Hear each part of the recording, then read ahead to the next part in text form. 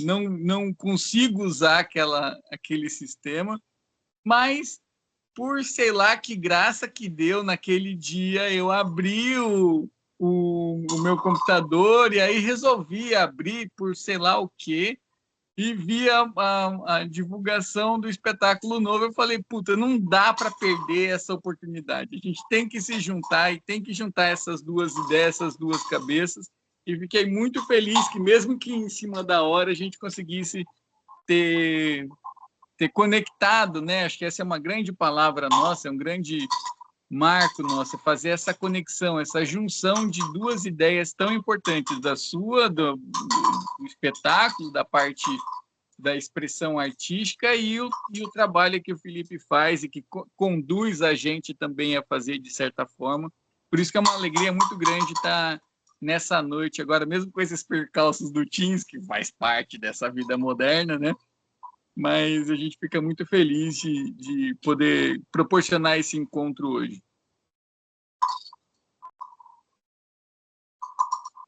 Muito bom, obrigado pela oportunidade de estar junto com vocês. Obrigado, professor Felipe, por ter iniciado aí a nossa noite. Desculpa aí pelo atraso, pessoal. É um prazer receber todos vocês. Vocês estão me ouvindo? Tudo certo aí com áudio? Sim, perfeito. Beleza, então. Luciano, seja bem-vindo ao Geneia, né? Como o Felipe apresentou, nós somos esse grupo aí que movimenta aí várias áreas do conhecimento, mas sempre buscando diálogos aí em relação à inteligência artificial, né, generativa, todas as implicações que ela tem no campo das sociedades, né, da arte, da cultura, da própria educação, que é o nosso foco, né, entre outras. E é um prazer receber alguém para começar esse ano 2026 falando de arte, né, que é uma das coisas que nos diferencia de todos os outros animais e de toda outra máquina que exista por aí, né? Então, isso é muito interessante. E seja bem-vindo. As nossas reuniões elas são gravadas, né? Então, comunicar a todos aí que eu já iniciei a gravação, né? E aí a gente disponibiliza depois esse material para quem não puder, né? Por vários infortúnios que acontecem, né? Mas que tenha interesse possa aí depois buscar, né? Esse episódio, mais um episódio do Geleia, nas nossas segundas-feiras, primeiras segundas-feiras do mês, né? E dizer que você tem toda a abertura aí para trabalhar da maneira como você planejou. A gente não tem, né, uma regra formal, não tem um formato específico, né? A ideia mais é juntar o grupo aí de amigos interessados com um tema aí para, né, sacudir as nossas emoções, os nossos pensamentos, para que a gente depois, futuramente, venha discernindo sobre isso, né, com mais cautela. Então, seja bem-vindo, Luciano, mais uma vez. Muito feliz de você estar aqui e estamos aí prontos para te ouvir. Agradecer também a todos os outros que estão aqui nos prestigiando de maneira síncrona, né? E quem não estiver nos prestigiando, e por assistir mais tarde, né, esse episódio, que possa também ter profundas reflexões no seu decorrer aí da semana, do mês e desse ano de 2026, que está só começando, e a gente tem muitas novidades. Muito obrigado, Luciano. É com você a partir de agora, hein? Vai. Muito bom, muito obrigado pela introdução, pelas boas-vindas. Acho que é importante dizer, situar as pessoas que vão ver esse encontro, de o porquê, né? Eu sou artista, minha profissão é palhaço. Trabalho com teatro e dramaturgia, direção de espetáculos, criação, produção. O nome do espetáculo mais recente, que o Felipe encontrou pelo Instagram, né? E que ele já assistiu outras obras, mas essa provavelmente ainda não tem assistido. Inteligência Artificial, Burrice Natural, Cada Coisa pelo Seu Nome. E o nome desse trabalho já traz uma síntese do que eu estou tratando, né? Antes de falar do trabalho espetáculo novo, né, que é o Inteligência Artificial. Acho que é importante saber que o Grupo Circo Navegador está sediado em São Sebastião desde 2002, que foi o ano que eu me mudei para cá. E o grupo veio de São Paulo, né? Eu vim morar aqui antes, e aí eu fui estruturando a possibilidade do grupo estar aqui. E hoje a gente tem uma sede, que é um teatro, onde tem espetáculos de circo, de música, de teatro, de dança, cinema, e é um ponto de cultura, fica na Vila Amélia, e chama-se Espaço Cultural Circo Navegador. O grupo Circo Navegador foi fundado em 1997 em São Paulo. E aí, ao longo de quase 30 anos, a gente desenvolveu várias pesquisas cênicas, parte delas como palhaço, com a temática de palhaços comediantes de circo tradicional, outra parte de literatura. Então, tem algumas montagens que dizem respeito à obra de Don Quixote, né, de Cervantes, né, o Don Quixote, e a gente fez 2 adaptações dessa obra. E então, Circo Navegador é um grupo de pesquisa de linguagem cênica que tenta buscar um pouco da linguagem popular, do teatro popular, teatro de rua, cultura popular, misturada com diversas linguagens. Então, me interessa muito a palhaçaria, por exemplo, é uma coisa que eu me dedico muito, e aí fizemos espetáculos onde o verbo era muito importante, outro onde a ação era muito importante, fizemos espetáculo para adultos, para crianças, e fomos experimentando as várias formas do humor e do fazer rir, partindo sempre do palhaço de matriz circense tradicional. Isso é uma matriz cômica, um perfil, né, um jeito de fazer. Então, quem conhece circo tradicional, circo de lona, sabe do que eu estou falando. E existem várias possibilidades de se manifestar comicamente, então a escolha se deu porque eu fui parar na escola de circo, tive aula com mestres do circo tradicional, me interessei muito e me apropriei dessa linguagem e faço disso o meu ofício, meu ganha-pão, trabalho com isso, com o dinheiro resultado desse ofício que eu alimento a minha filha, por exemplo, né, que eu vivi até aqui. Eu não sei como é que são as outras conversas que vocês têm, se eles estão mais ligados à educação, às vezes mais à tecnologia. Hoje nós temos uma possibilidade de falar sobre a inteligência artificial na perspectiva artística. Quando eu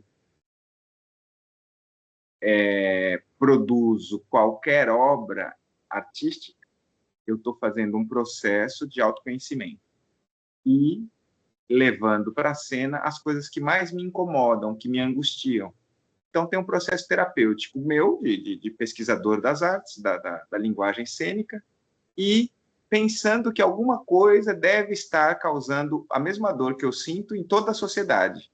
E aí, a maneira de elaborar situações cênicas e dramatúrgicas que conduzem uma linha de pensamento dentro da cena, da história a ser contada, muito provavelmente vai encontrar pessoas na plateia que têm as mesmas angústias, que passam pelas mesmas coisas. E a arte é a produção de subjetividade. A função dela é fazer com que as pessoas se percebam, se conheçam diante desse conjunto social em que a gente vive. A arte tem uma função de fazer com que as pessoas descubram coisas, percebam coisas, as quais não estão colocadas à primeira vista no dia a dia. E aí pode acontecer de alguém aqui nessa sala de vídeo, alguém que está assistindo a gente, dizer assim, não gosto de arte. E eu faço uma pergunta rápida, assim, o que você tem no bolso? A pessoa vai responder um celular, é claro, todo mundo tem um, né?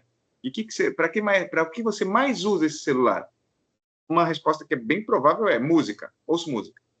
Aí a pergunta vai voltar, né? Mas você não gosta mesmo de arte? Porque se eu ouvir música, a arte é música. Mas pode ser uma outra resposta. A pessoa pode dizer assim, assisto muito vídeo. Aí a gente vai perguntar que tipo de vídeo, como é que ele é? E imediatamente a gente vai entender que para a produção audiovisual tem um processo artístico. Algumas coisas foram escolhidas, né? Qual a roupa que a pessoa usa, qual o cenário que tem atrás, mesmo que seja uma coisa, vamos dizer, da área de tecnologia, por exemplo, um videogame, tem uma obra artística acontecendo ali, né? Porque tem muita imagem, tem muita produção estética, né? E então, com isso, eu quero lembrar a todas as pessoas que a arte está envolvida na nossa vida de manhã até de noite,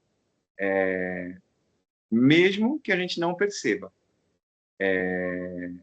O desejo pelo belo está no coração de todas as pessoas. Quando uma pessoa, uma senhorinha, põe uma toalhinha de crochê, um vaso e uma flor sobre a mesa da cozinha, ela está tendo uma atitude estética, ela está tendo desejo do belo, aí ela está manifestando o desejo a partir da associação de 3 coisas. Uma toalhinha de crochê, que provavelmente ela fez, um vasinho de barro, que talvez ela tenha feito também, mas que alguém fez com a mão, muito provavelmente, e uma flor que a natureza deu, com essa beleza toda que a natureza, né, nos presenteia o tempo inteiro. E esse desejo estético confirma que todo ser humano está em busca do belo. E, portanto, a arte está na nossa vida do nascer até o morrer. E aí, por que eu estou fazendo essa introdução? É para dizer que aí as manifestações artísticas são variadas, são em várias formas, em vários jeitos, por vários gostos. Eu, nesse momento, trabalho com um espetáculo cujo nome é Inteligência Artificial, Burrice Natural, Cada Coisa pelo Seu Nome, trazendo já no nome do espetáculo a contradição do que se supõe inteligência e do que se supõe burrice, do que se supõe tecnologia e do que se supõe biologia. E dentro da apresentação, eu estico a corda, usando muito recurso tecnológico, muita coisa que depende da produção tecnológica, para a gente lembrar da importância do biológico, do fisiológico, do estado humano, que é composto de uma constelação de coisas incríveis, né? E a tecnologia está atravessando a gente de alguma forma, né? Mas o desafio do espetáculo é usar tecnologia para não usar tecnologia. Então, eu vou dizer para vocês um pouquinho como é que é o espetáculo. É uma projeção de vídeo, e é um vídeo mapeado, então todo o teatro é mapeado, a gente já tem um gabarito, então eu sei como é que é a tela de fundo, as telas laterais, e os vídeos são projetados. E os personagens que se apresentam comigo estão em vídeo, e eu estou presencialmente. E tem uns jogos do tipo, eu estou presencialmente, mas eu entro na tela, saio da tela. Tem jogos de computador, que é o jogo do Mario, o jogo do Subway Surfer. Então, eu entro dentro da tela jogando, e é claro que todo mundo vê que eu não entrei na tela, eu só entrei no meio da projeção, né?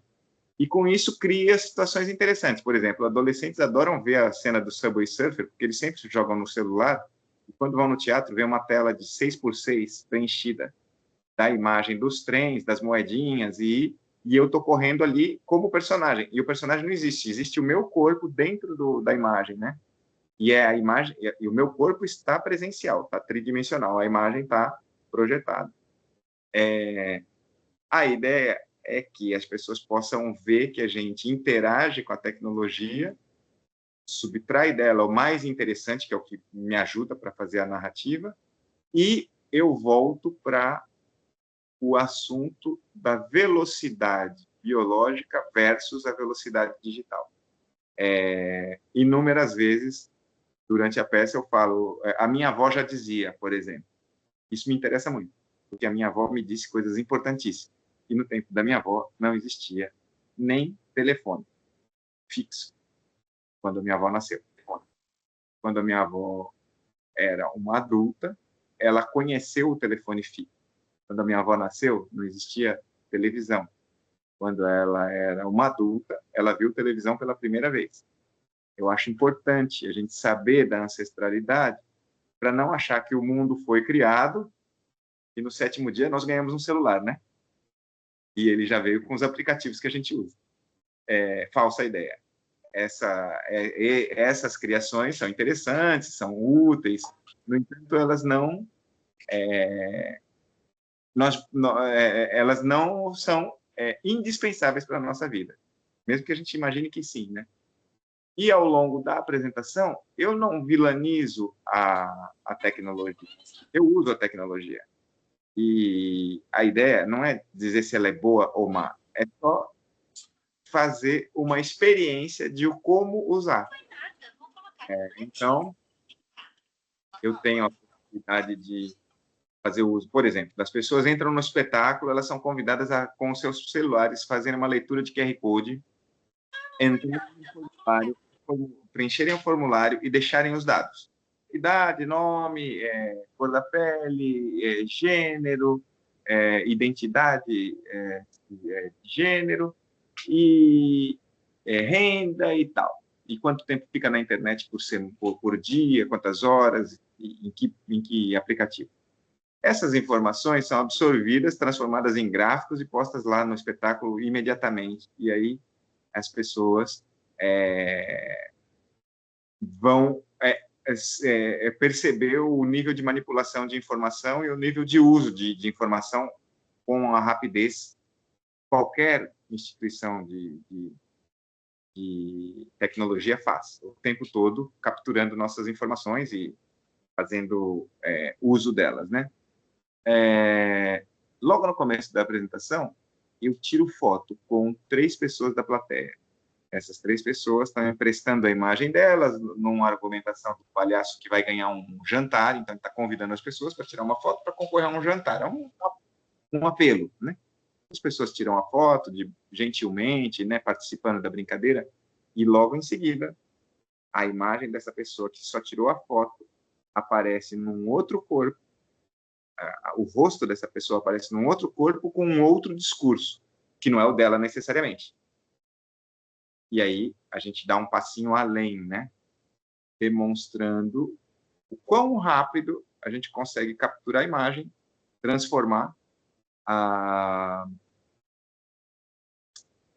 aplicar um discurso, uma forma discursiva, uma forma de expressão que não é a da pessoa, e ela emprestou a imagem, e a gente já manipulou e já devolveu isso dentro da história.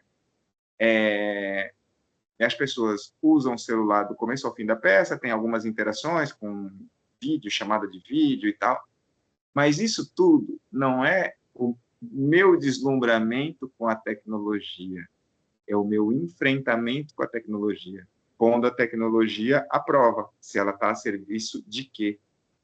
E nós estamos a serviço de quê? E aí, seguindo a peça, então, chega num ponto onde uma música é cantada em velocidade 1x, 1,5x, 1,5, 2x. Isso é interessante, né? Porque você ouve uma música, é legal, aí você ouve ela numa velocidade acelerada, é legal, aí você ouve ela numa velocidade, assim, muito acelerada, e é difícil, né? Tanto para quem canta quanto para quem ouve. Isso me dá a chance de perguntar para alguém da plateia. Você ouve as mensagens em 1,5x? Tá, ok. Aí eu pergunto para uma outra pessoa, e você? Ouve em 2x? Independente da resposta, eu vou dizer a ela assim, até as do seu amor? Aí eu respondo, não dá o tempo dela responder, mas eu digo, porque quem ama escuta, e é na pausa, no silêncio, na gaguejada, que você sabe se o seu amor está bem, está mal, triste, feliz, ansiosa, ansioso. E isso é só um tempero, um jogo, para que as pessoas tenham o tempo de entender que ouvir mensagem em 1,5 por necessidade, urgências, etc., ok, tudo bem, a vida é assim mesmo, né? 2x, tá bom, tá com pressa, tá ouvindo a aula lá rapidão.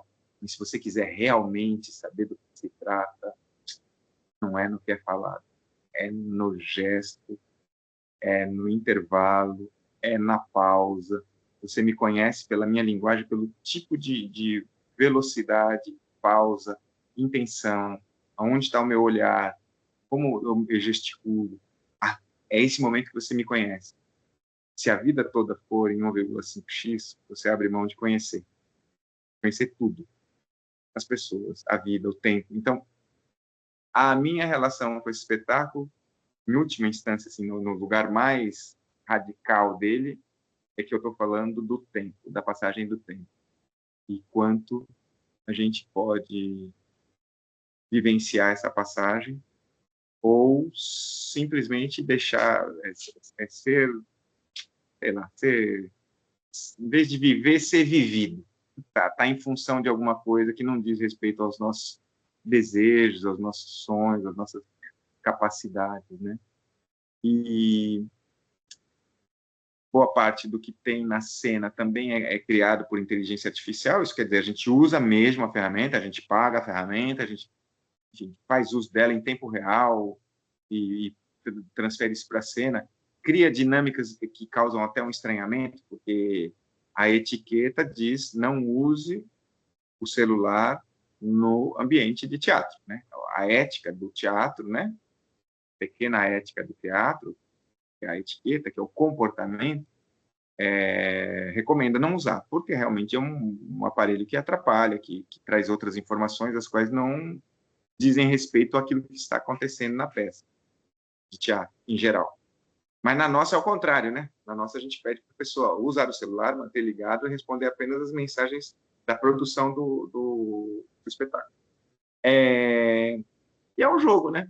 É uma brincadeira.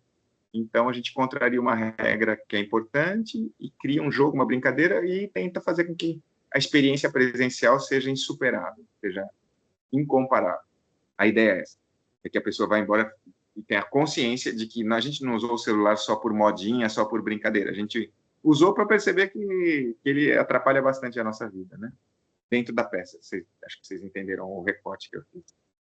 Gente, agora eu acho que se a gente pudesse criar diálogos nessa sala seria mais interessante. Eu fiz essa explanação, eu não sei, para mim tudo que eu falo faz muito sentido, mas quem está ouvindo talvez não esteja entendendo, enfim. Talvez seja a hora boa de criar dinâmicas, perguntas, conversas, né, para a gente ir aprofundando. Então, Eu não acho que sei se a o gente Felipe quer podia, passar antes, o um vídeo. minutinho, deixa eu passar uma parte desse seu espetáculo, então, para a galera conhecer um pouco melhor, né? Então, para compreender melhor essa ideia.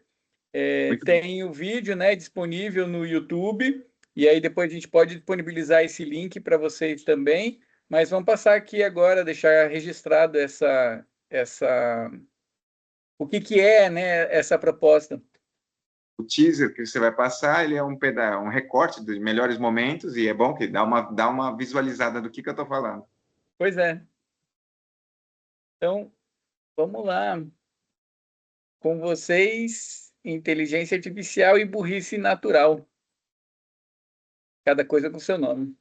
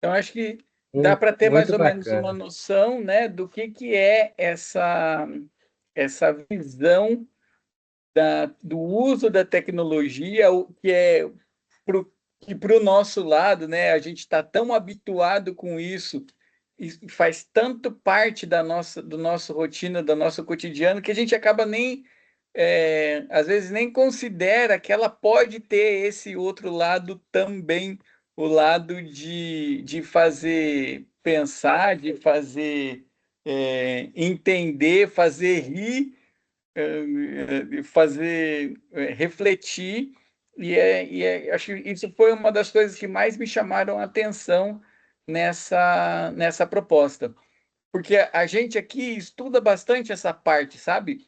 A parte por exemplo, que o Felipe se dedica bastante a trabalhar na questão da filosofia, da ética, da moral da tecnologia. A gente tem uma pessoa maravilhosa no nosso grupo que fala sobre deepfake com muita propriedade, que é essa construção, né, da, da, da sua identidade, do seu avatar digital para fazer algo que você quer ou não, né? Que é essa brincadeira que você faz, que ficou sensacional aquilo. E é muito legal. Eu fiquei muito feliz mesmo de poder ver que, inclusive, esse outro lado do nosso aspecto humano também pode ser explorado através dessa ferramenta, dessa tecnologia. Eu, particularmente, uso a inteligência artificial no meu trabalho. Eu sou professor, trabalho em sala de aula e tenho o hábito de usar essa ferramenta no meu dia a dia. Às vezes eu preciso, por exemplo, criar uma situação problema para um exercício, fazer uma simulação de uma determinada situação e eu quero variáveis diferentes para diferentes grupos. É, o, é, o, a forma com que eu uso no meu dia a dia a inteligência artificial generativa. Já tivemos, inclusive, algumas experiências aqui, porque além de professor, eu também sou programador, com a parte técnica. Aí a gente viu que aí ela deixa um pouquinho a desejar, ela tá mais para está ainda caminhando para alguma coisa que possa efetivamente dar certo e possa ser aplicado na prática. Que a parte de geração de código, por exemplo, tem alguma coisa para melhorar. Mas quando a gente olha essas diferentes formas, né, de ver e de explorar a tecnologia, vem também essa provocação importante que você faz e que com certeza pôs aí nesses minutinhos de fala uma pulguinha atrás da orelha que pô, é realmente uma coisa essencial, né? O quanto de essencialidade tem nessa nesse recurso que a gente tem hoje em dia. E isso realmente foi bastante relevante, bastante importante dentro desse trabalho. Legal. Eu queria fazer algumas perguntas, se o Luciano me permite. Primeiro que, assim, achei sensacional, né, essa ideia de unir tecnologia e arte, né, e cultura, porque aproxima, né, coisas que às vezes são distantes do público, né? Que às vezes ali, igual você traz a ideia ali do jogo, né, do Subway lá, e principalmente adolescentes, né, o público mais jovem, tem uma conexão com esse jogo que é muito diferente da conexão que você traz no espetáculo, né? Porque ali você quase que faz um processo de imersão, né? Quase que transforma o teatro, né, num espaço imersivo, né? Onde não é só você está ali como personagem, mas na verdade todos são levados a vivenciar aquela experiência, né? E assim, uma coisa que eu acho sensacional, porque não é simples você contracenar com a tela.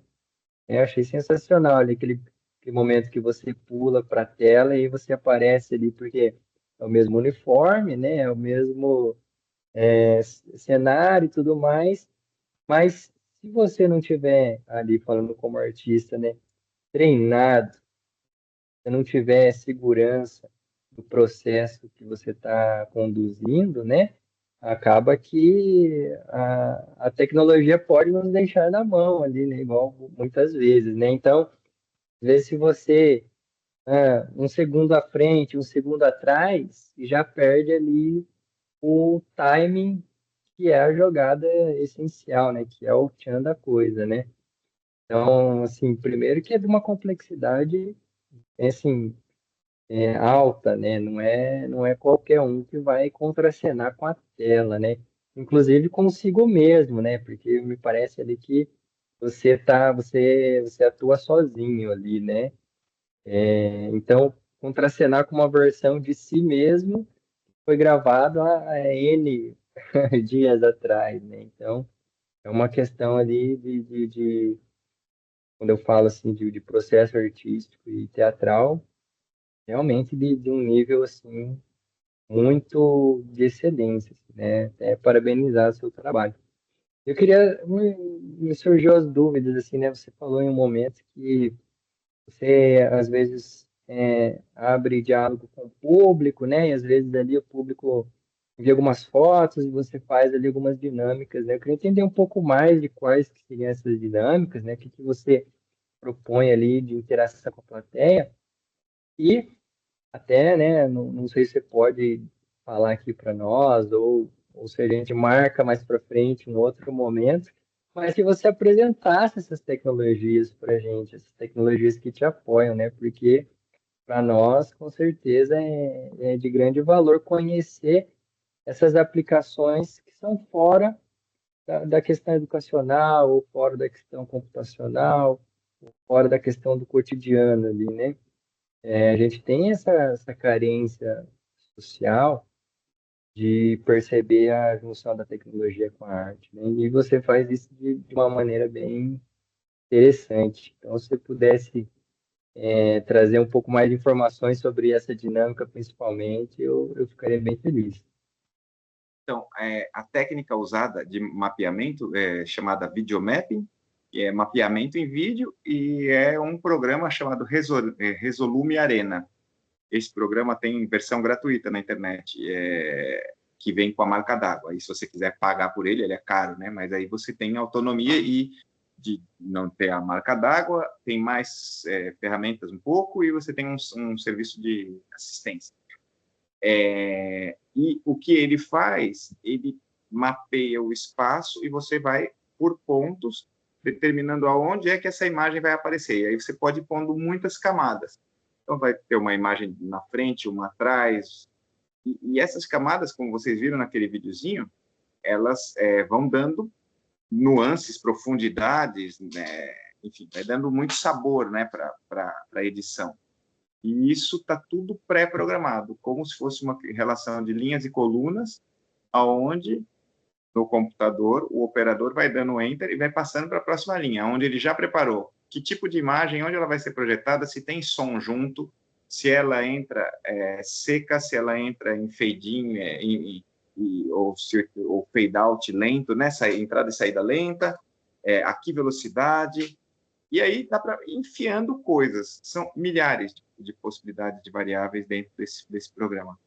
E ele é usado para projeção, por exemplo, até num prédio de apartamentos enorme. Aí precisa de projetores mais capazes, com mais definição pela distância, né? A gente usa um projetor com lente olho de peixe, 3.600 lumens, que não é muito alta, mas é suficiente para ambientes escuros, naturalmente, né? E toda a tecnologia a operação foi desenvolvida porque a gente contratou um professor, veio dar aula para a gente aqui em São Sebastião, e ele fez 2 oficinas, foram abertas ao público, gratuitas, e aí a gente pegou os conteúdos e foi desenvolvendo, e eventualmente consultava ele por chamada de vídeo, e aí foi desenvolvendo na prática mesmo. E tem muitas obras de audiovisual teatro usando o audiovisual como essa, né?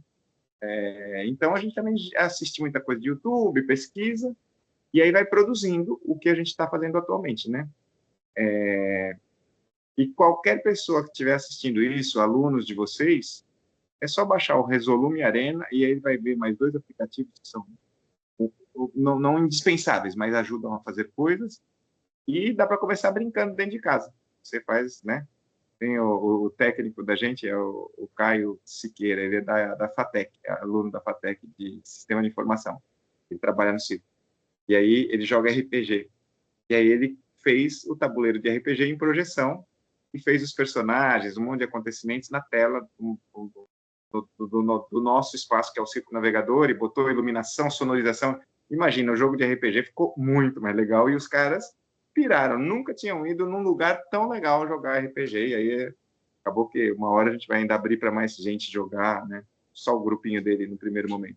E aí, de novo, a tecnologia a serviço de uma experiência, de uma imersão mais sofisticada. No jogo do RPG, aí é uma imersão mesmo, né? No nosso caso, no teatro, é só uma experiência, mas onde as pessoas estão vendo ali a coisa acontecer na frente delas, e essa contracenação que o Felipe comentou, né? Onde o ator presencial contracena com um ator ou atriz humano, mas gravado anteriormente. Isso exige do presencial uma sincronia absoluta, e do operador também. E dá erro, viu? Não é uma coisa perfeita. A gente que está na lida, a gente sabe as nossas dificuldades. O público talvez não saiba, não perceba, mas é muito difícil. Porque se são 2 atores presencial, a gente vai respirando junto, e se um atrasar um pouquinho, o outro vai, e a gente vai... Quando é vídeo, é um negócio absolutamente engessado. Isso é muito cruel, muito perigoso. Mas, enfim, eu quis correr risco, então tá gostoso, né? Estou correndo muito risco. E o Felipe fez a pergunta, que era como é que é usada a imagem das pessoas da plateia. Aí, esses aplicativos se contrata de vídeo, que é pôr a cara de uma pessoa no corpo da outra. Então, a gente está com os vídeos todos gravados, e a situação é a seguinte: as pessoas são convidadas a participar do concurso Perfeição. O concurso Perfeição é a nova, suposta, entre aspas, né, a nova inteligência artificial que está sendo lançada ali, que é uma brincadeira, é um jogo, e qualquer pessoa pode se candidatar. Aí a gente criou 3 personagens, são 3 candidatos. É uma mulher que é vaidosa, e a gente buscou um estereótipo, né? Um homem religioso, um outro homem musculoso, assim, de academia. Então, são caricaturas de pessoas possíveis, pessoas que você encontra em qualquer lugar. E essas pessoas têm discursos. Então, a moça bonita, ela quer que você... Ela propõe que você vote nela porque ela é bonita, porque ela tem as suas peculiaridades. O religioso, ele quer convencer as pessoas a votarem nele porque ele vai fazer um mundo melhor a partir da perspectiva religiosa. E o fortão, a perspectiva da saúde, do corpo e tal. Esses 3 personagens, eles aparecem 3 vezes ao longo da apresentação. E a cada vez, eles têm um novo discurso, reafirmando que eles precisam o voto. O personagem que eu faço é um vendedor de algodão doce. É uma pessoa chucra, bruta, grosseira, no melhor dos sentidos. Isso não é uma ofensa, isso é um elogio. Que não entende o mundo pela via da tecnologia, pela via do poder econômico, pela via da religiosidade, da beleza. Ele entende o mundo a partir da prática, do dia a dia, do acontecer da vida. Então, ele se atrita ele causa a tensão da peça, né? Mas, enfim, este ser humano absolutamente imperfeito, como todos nós dessa sala e como todos os que vão assistir esse vídeo daqui para frente, absolutamente imperfeito dentro de uma perfeição, que é esse corpo que a gente habita, por exemplo. Ele é de uma perfeição rara. Não existe nenhuma máquina que é mais sofisticada do que um corpo humano, ou a maioria dos corpos de animais, enfim, no nível de sofisticação. Do tipo, corta a pele, sai sangue. O sangue coagula. Daqui a um instante tem uma casquinha. A casquinha cai, uma cicatriz. Marca a tua vida e a tua história. É simples assim. bate o carro, vê se a porra do carro vai se autoconsertar. Vai ao computador, deu pau, vê se ele se autoconserta, vê se ele tem alguma capacidade de se autogerar. Não tem, porque não é biológico. Essa é a minha defesa, da importância do biológico. Eu não estou dizendo que o tecnológico não é eficiente, não é necessário, não é legal. Só estou dizendo que o biológico é legal. O biológico é insuperável. Bom, mas voltando lá no ponto do começo dessa conversa que a gente está tendo aqui agora. As pessoas estão dando a sua imagem para serem, essa imagem facial vai ser incorporada num corpo e numa voz e num discurso já pré-gravado, e elas são candidatas. Então, tá lá, o Felipe da Cruz é o religioso. Eu capturei a sua foto, enfiei dentro de uma imagem, de um personagem, e você está fazendo uma defesa, a qual você talvez não faria. Então, eu manipulo a sua imagem e jogo você em cena. E você fica surpreso, porque, peraí, porque você não sabia, quando você tirou a foto, o que eu ia fazer dela, né? E aí é uma brincadeira, porque as pessoas se divertem, se vendem em cena, né? O Felipe Hipólito vai ser o musculosão lá da academia e vai falar e fazer coisas que talvez ele não faça e fale. Nada ofensivo, nada que comprometa nada. Mas aí, no jogo da peça, o que acontece? Esses 3 personagens aparecem 3 vezes e o personagem presencial, que é o Palhaço Surubim, que é o que eu faço, ele é convidado exaustivamente a entrar nessa competição. E ele, exaustivamente, ele nega, porque ele acha uma bobagem, porque acha que não tem nada a ver. Ele está interessado em dinheiro, está interessado em comida, mas não consegue pensar numa ideia de perfeição. Mas, por fim, ele acaba caindo na armadilha, enfim. Aí a história, aí tem que ver a peça, né? Não vou contar toda a peça. Mas, com isso, eu respondo a você, Felipe, que a ideia é, se a gente, que é um bando de duro, sem muito dinheiro, sem muita capacidade, consegue manipular a imagem das pessoas tão rápido, pega na hora, manipula, projeta, põe o discurso, todo mundo está vendo. E imagina o que fazem as big techs, né? Se a gente consegue fazer isso tão rápido, imagine o que se faz da gente, sem a gente saber. Claro que existe direito de uso de imagem, existe legislação, e também existe Deep Web, por exemplo. Também existe todas as coisas nocivas. Mas aí vou abrir mais uma frente de comunicação. O autor do livro, o Jonathan Haidt, ele é... Como é que é o livro dele? Dá um minuto, eu vou pegar. Esse livro está aqui do lado. Só um minutinho.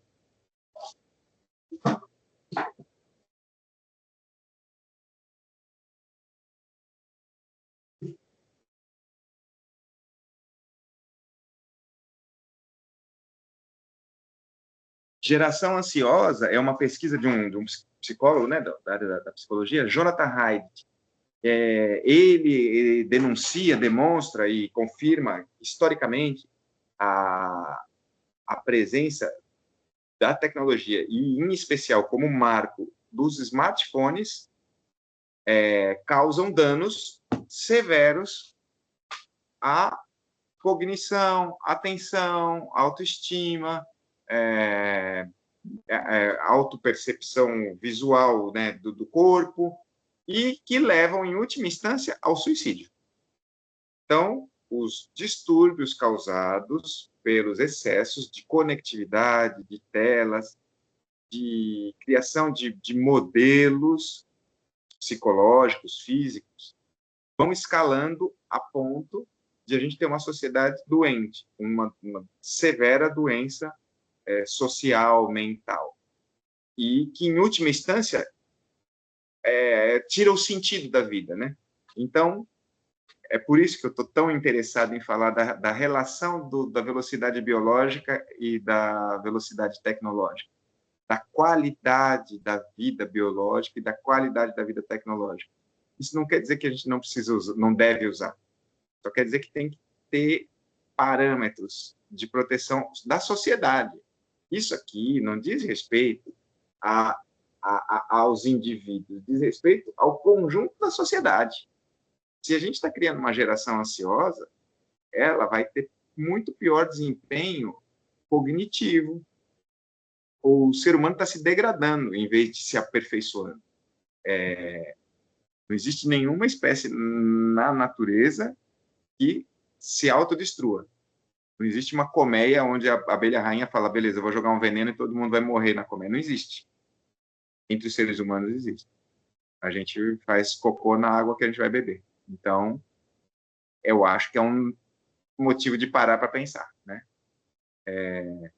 Me inspira muito o Miguel Nicoleles, as falas que ele traz são sempre muito provocativas, é um cientista, estudioso, brasileiro, reconhecido mundialmente, e ele nos põe a pensar muito sobre a tecnologia, sobre o uso, sobre os porquês, assim como outros tantos pesquisadores, mas enfim, estou trazendo para vocês que o mergulho do teatro ele vai profundo, viu? Eu trabalho com algo que eu tenho que estudar muito para sustentar teses, e não é uma tese científica, é só uma experiência, mas eu tenho que sustentar o porquê que eu fiz isso, né?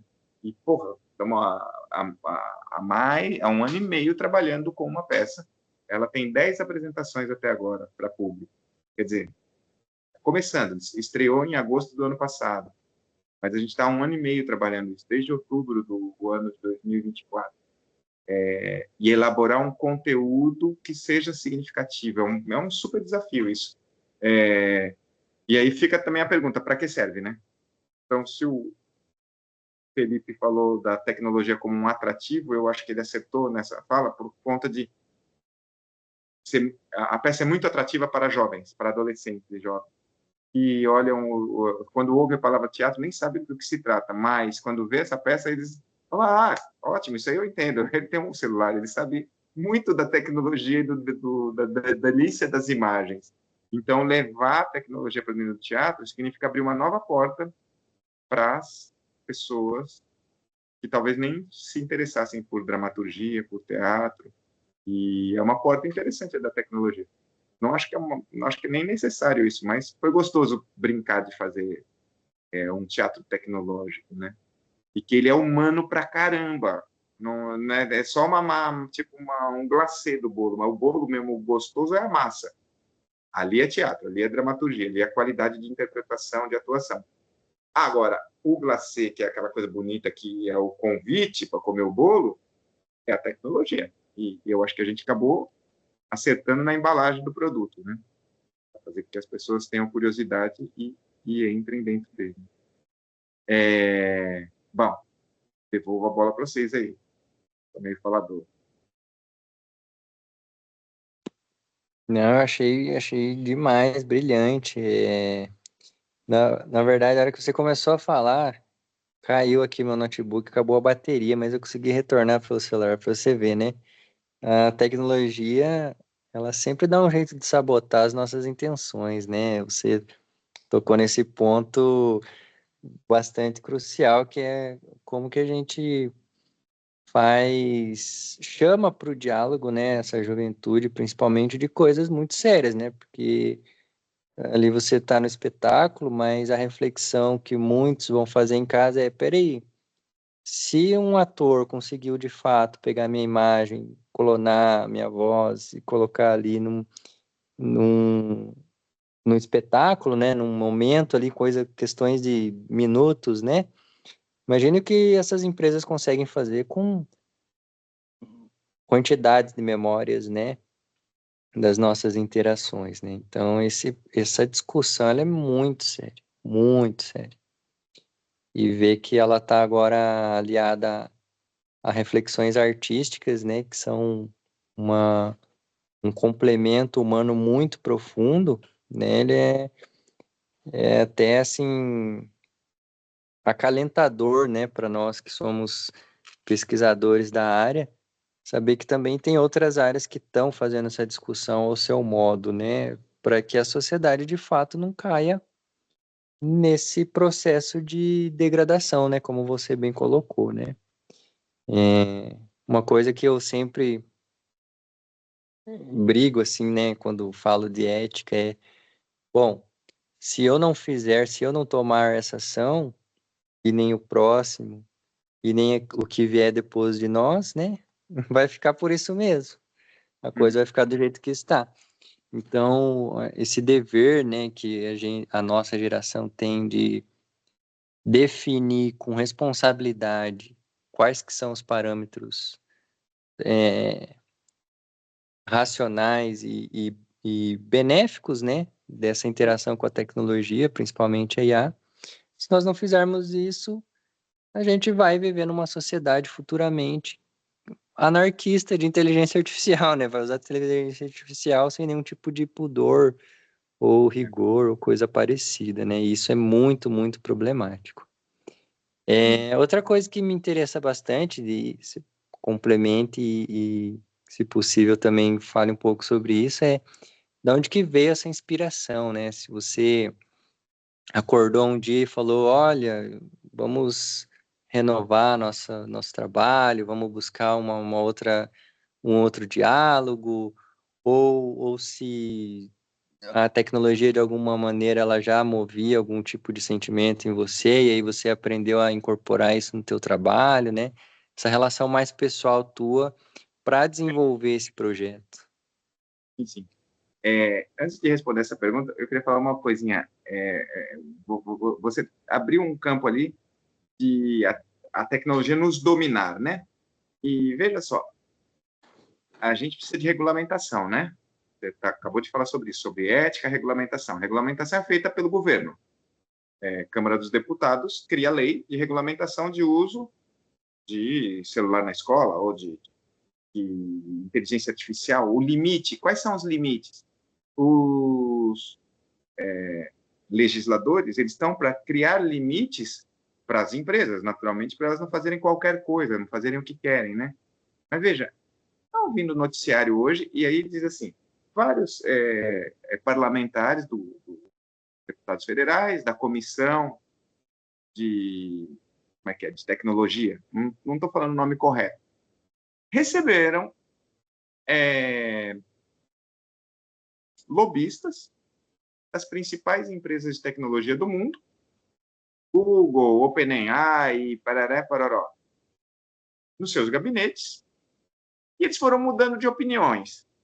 Então, o que seria uma legislação mais restritiva está se transformando uma legislação mais permissiva para as empresas.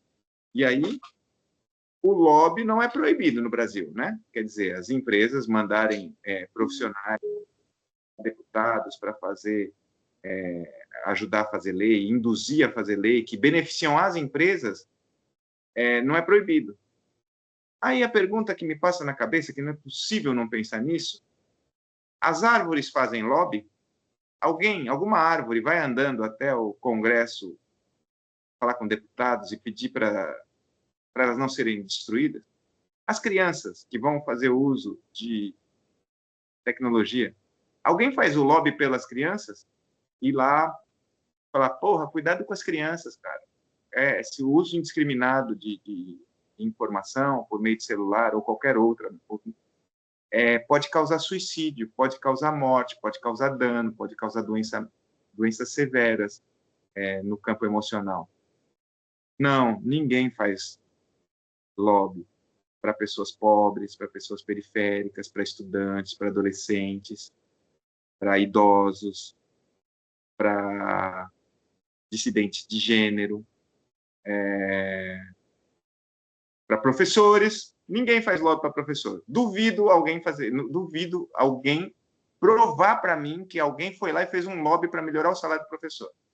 Mas para vender o material didático, para vender o computador para a faculdade, para a escola, para você quer lá, o lobby funcionou. Porque movem com valores muito maiores, porque movem com bilhões. E por isso que tem lobby, por isso que dá para pagar uma pessoa para fazer esse serviço, e você acha que a pessoa foi lá falar para o deputado que é importante? Não, ela foi lá para subornar a pessoa. E pode ser com dinheiro? Não, mas pode ser também com viagem, vai para os Estados Unidos, vai ver a sede da empresa não sei o quê, vai num coquetel não sei qual, ganhou um presente não sei de quê. Percebam, se lobby é permitido, a gente tem que defender o lobby das crianças, o lobby da defesa do interesse dos indefesos. A gente tem que, se isso é permitido, a gente tem que Bem, é o inverso, né? Os legisladores deveriam defender as pessoas, e eles defendem os interesses das empresas. Então, partindo disso, Felipe, me desculpa, a gente tem que ser catastrofista e entender que não tem solução para isso, que a gente está fudido e que a gente já perdeu. Mas, a partir do conhecimento, a gente tem que se rebelar, tem que ter uma revolta e não aceitar uma coisa dessas. Agora, como é que nós não vamos aceitar isso? No mínimo, disseminando a informação.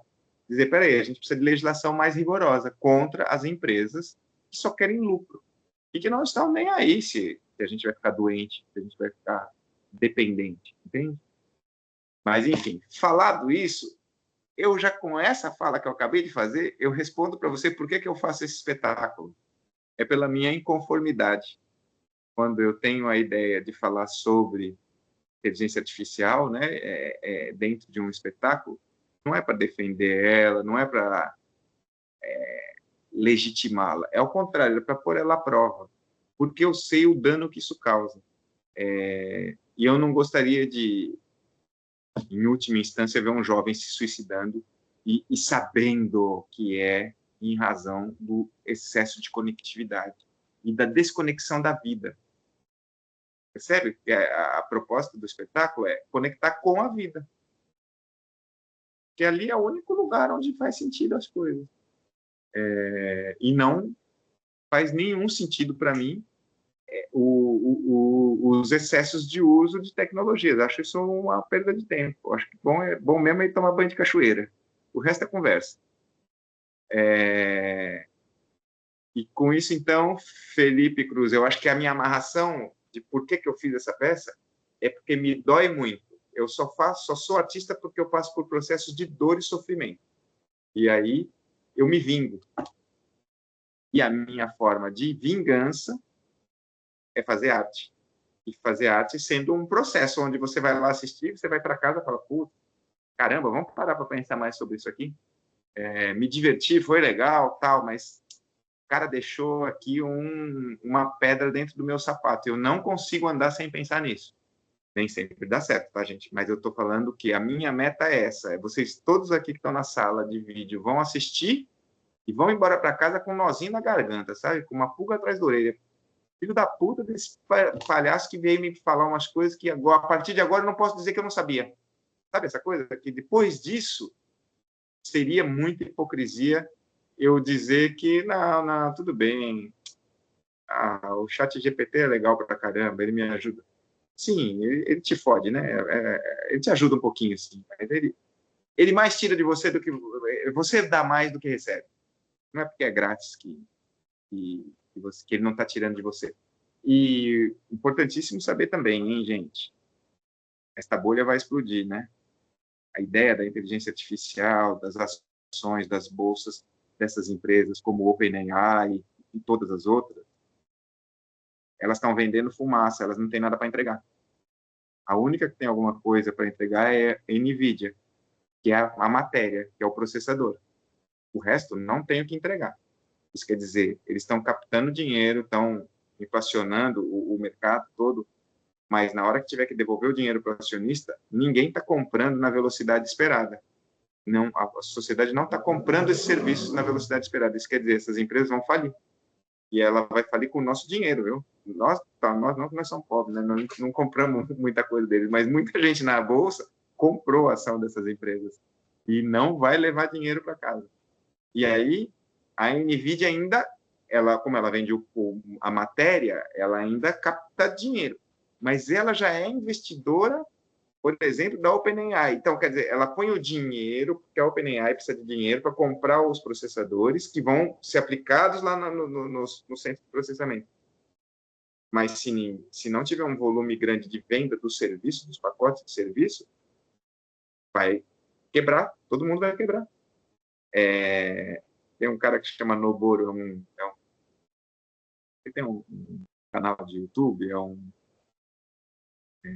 economista japonês. E aí ele fala, na busca do ouro, né? Como é que se chama aquela coisa das pessoas irem garimpar, né?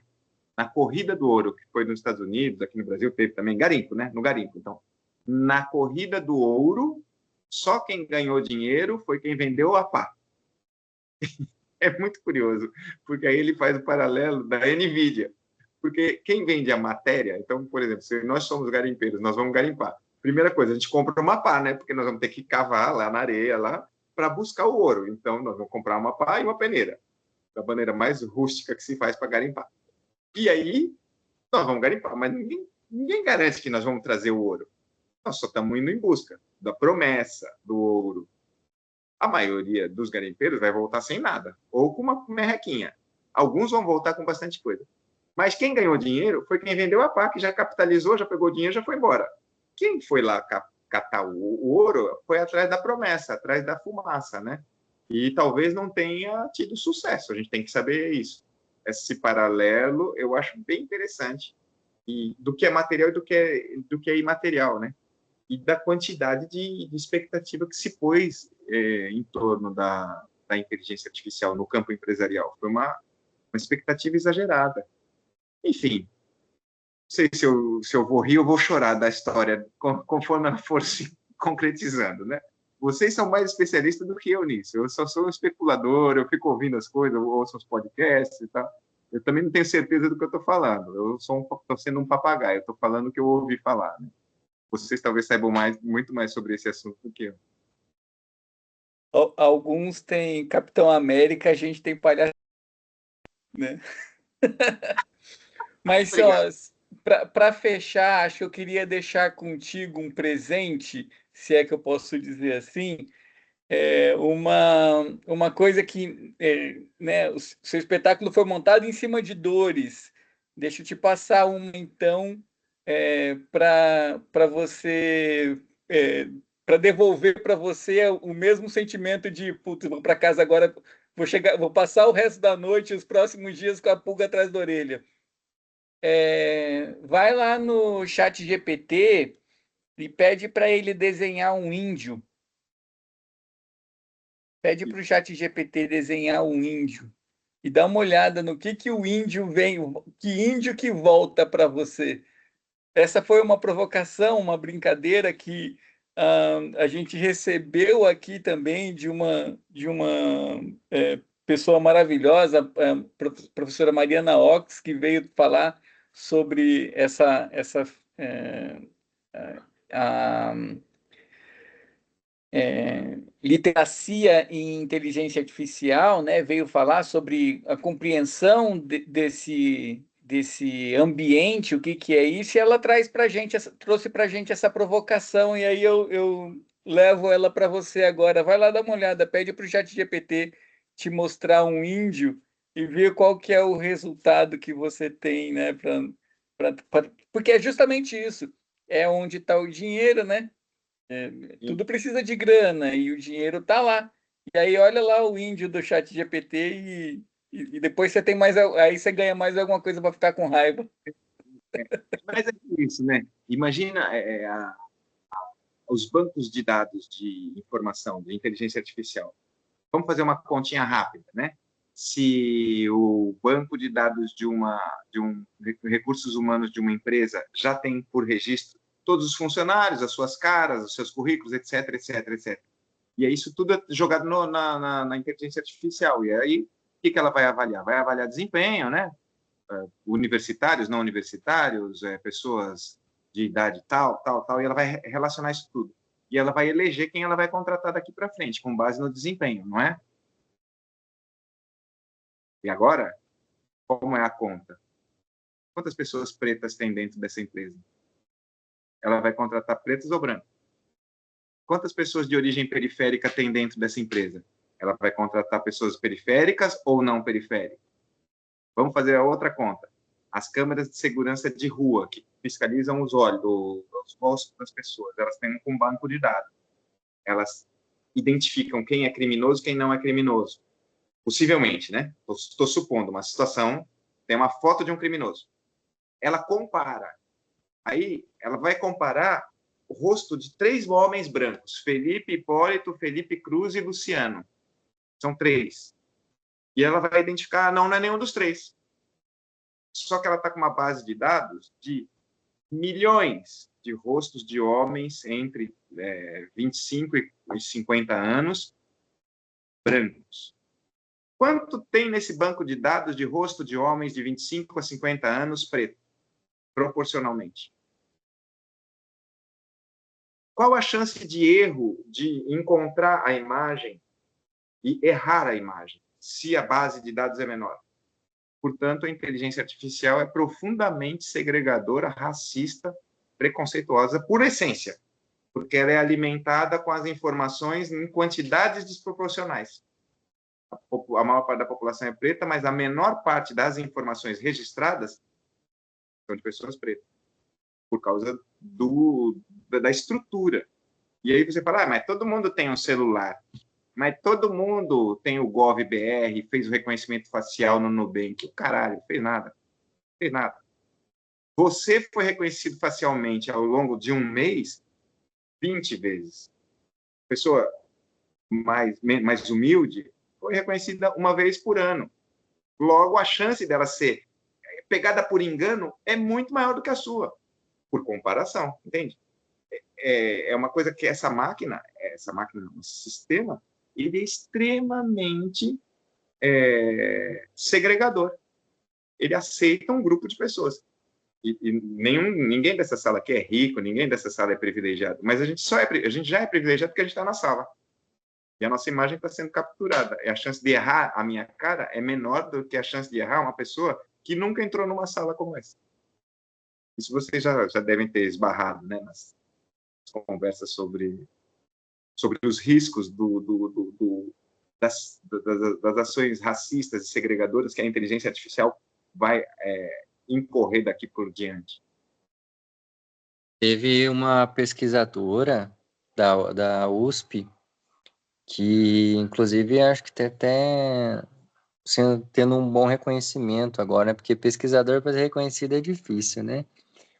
Mas num congresso que eu fui ali no Rio de Janeiro, não sei se foi 24, acho que foi 2024, e ela estava desenvolvendo um treinamento de máquina, né, de inteligência artificial, para fazer o reconhecimento de câncer de pele em pessoas negras, porque as pessoas negras estavam morrendo porque não estavam tendo o diagnóstico no momento correto.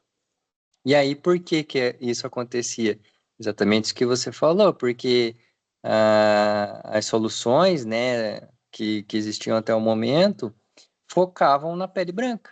E aí a pele branca, ela tem as suas próprias características que vão evidenciar a doença. E a pele negra, ela manifesta outras características que não estavam sendo reconhecidas pelos equipamentos que os médicos estavam utilizando, né?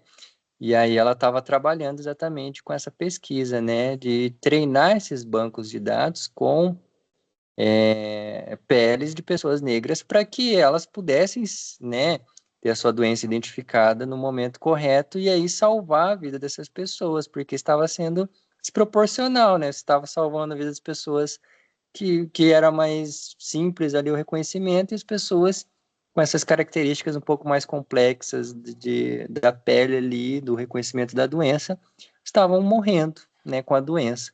E isso, eu acho que é exatamente a dor que você falou, né? Ela falou assim, peraí, tem pessoas, meus amigos aqui, né, meus familiares estão morrendo, as pessoas da minha comunidade estão morrendo, enquanto as outras pessoas, por terem outras características de pele, estão tendo mais visibilidade nesse momento, nesse processo de reconhecimento da doença, né?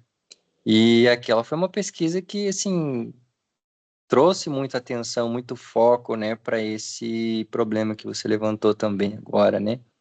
Só para trazer esse informativo, esse complemento.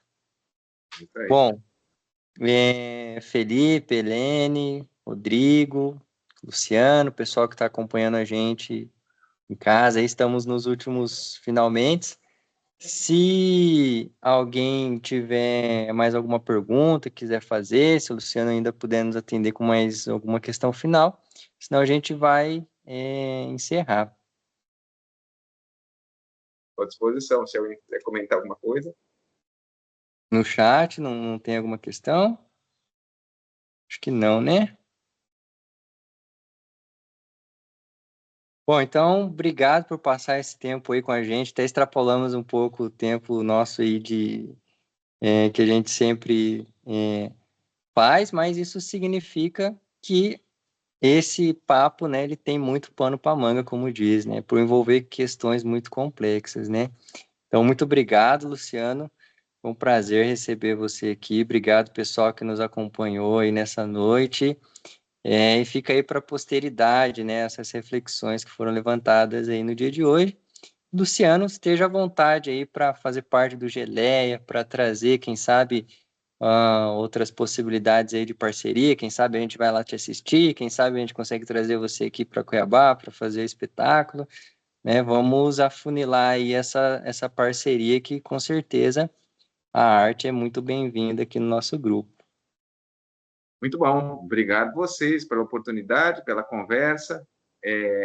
Para o Felipe Hipólito, os alunos da ETEC podem fazer aula com a gente, que a gente costuma dar oficina sobre manipulação de imagem pelo Arena Resolume, e isso é uma coisa legal para eles aprenderem usos de tecnologia em outras frentes, que não só, né, as técnicas e empresariais, e também as artísticas. A gente gosta muito de comentar isso. Isso pode ser feito em outros lugares do Brasil também, mas é que aqui está muito fácil, né? A gente às vezes tem como oferecer esse curso de graça, 3 aulas, e as pessoas já podem sair pesquisando. E sobre apresentar em Cuiabá, pô, não convida de novo que eu vou, hein? Vamos desenvolver esse processo aí, hein? Muito bom. Prazer imenso estar com vocês e tomara que a gente tenha outros encontros legais. Muito obrigado, viu? Perfeito. Muito obrigado, pessoal. E é isso. Uma boa noite a todos. E até o nosso encontro de março, nossa primeira segunda-feira de março, já temos encontro marcado. Beleza? Obrigado, pessoal. Tchau, tchau. Até mais.